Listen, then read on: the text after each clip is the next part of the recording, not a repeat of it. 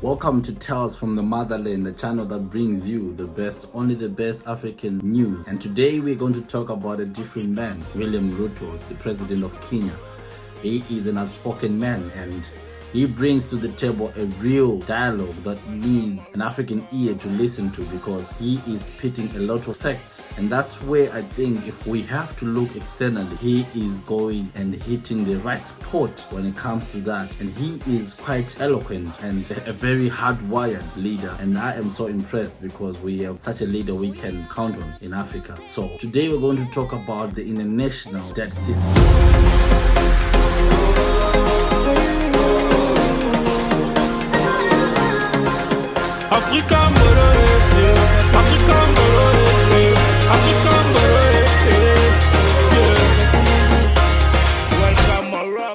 In this summit must therefore anticipate your stronger participation in the Africa Climate Summit.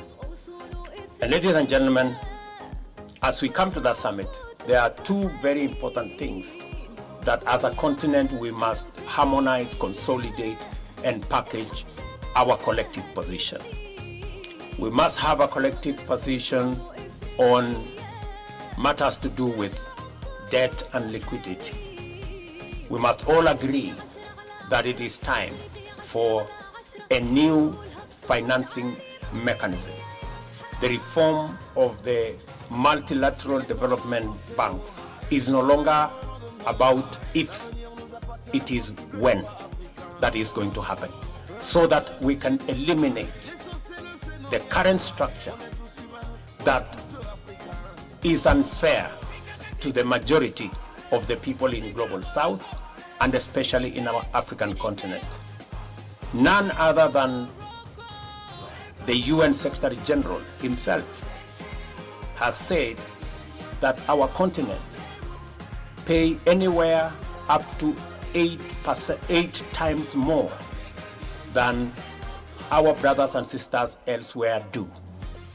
It is only fair that we have a financing mechanism that treats everybody equally. All of us have read about the animal farm, where there are some that are more equal than others.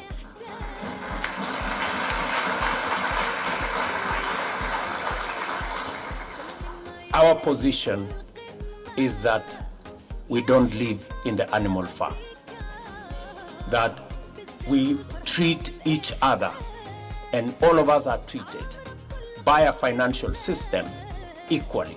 And all we are asking, we are not asking for one financial system that favors us.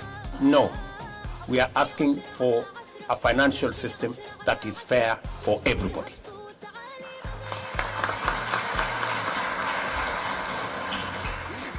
Part of the challenges we have of liquidity, part of the challenges we have in debt distress is actually caused by an unfair financial architecture that makes us pay interest more than others. Today, we have a debt stock of $640 billion as Africans, paying close to $70 billion every year. If we had a fair financial architecture that treats everybody fairly and that does not profile Africa as risky, we would be paying less than half what we are paying today in debt repayments. So we are simply asking that we have a conversation, a candid conversation on having a fairer financial system, and that is why the reform of the multilateral development banks is an urgent necessity. And secondly, that we were left behind in the fossil fuel energy industrial development. God, in his own wisdom, has put Africa at the center. We have climate change as an existential crisis to humanity. But also, we have green energy, which we have renewable energy, which we have in plenty, as a development imperative to be able to go into the future. That puts us at the center of the solution of the crisis of climate change. And that is a conversation we want to come and have in Nairobi, because Africa, apart from having the greatest stock of renewable energy, we have other assets, minerals, that we have the largest reserves globally that can be used for green energy development. We have the largest reserves of uncultivated arable land that can drive, according to Adesina, my brother, we can increase grain in our globally by up to 100%, maybe even 200%. We have the youngest population, the youngest global workforce in our continent.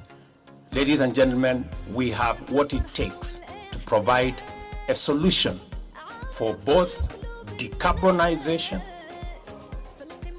taking the world into green industrialization, and also ensuring that we decarbonize everywhere globally. So those are the two things that we must focus our attention and be able to position our continent appropriately. And that's why I said earlier, we need a fit-for-purpose organization, and we need to fund the organization ourselves. You all know it is said, he who pays the piper calls the tune.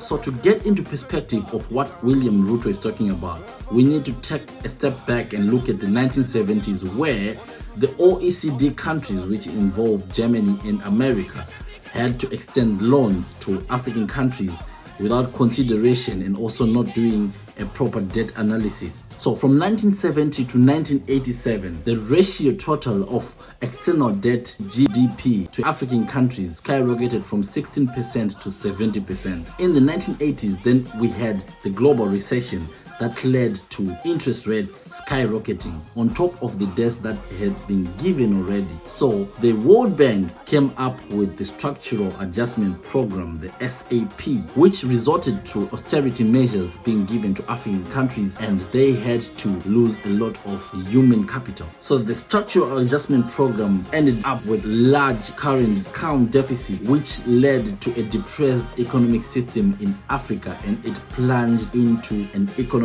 turmoil. And when there's an economic turmoil, we have political instability, and then we have countries like Zimbabwe, for example. It turned into a horror on itself, because we have the 1996 protests. Having a very good look at this, no matter what happens, African countries are always given loans, and these loans have strict rules and guidelines. These loans keep on accumulating the interest, and Africa should be very careful, because William Ruto is now giving us the perspective. We should look at things from a very economic point of view, to say, if you continue being in a gameplay where your contribution is seen as trivial, yet the others who keep on borrowing in the Western country are borrowing without any consequences of high interest rates compared to the Africans. We are talking about a continent which has suffered immense pressure from the West, a continent that has been colonized by the West, a continent that has been enslaved by the West for many, many centuries. It still has to pay debts that have spiked interest rates over and over again. Not only talking about that, the factors of production are compromised. And William Ruto is saying, if we are supposed to have a gameplay that is fair enough, we are supposed to be on the table, not as a meal, but as equal partners. That's where it's coming from. But what he's talking about makes a lot of sense, and we should take that into consideration, because Africa has been on the receiving end to poverty. And the poverty, if you look at it, yes, our leaders have a lot to blame when it comes to the issues to do with Africa, but also the hands are tied. And at the end of the day, when you are not able to feed your people, when you're not able to provide for your people, definitely your country will be in shambles, because people will revolt. Till next time, from the Tales from the Motherland,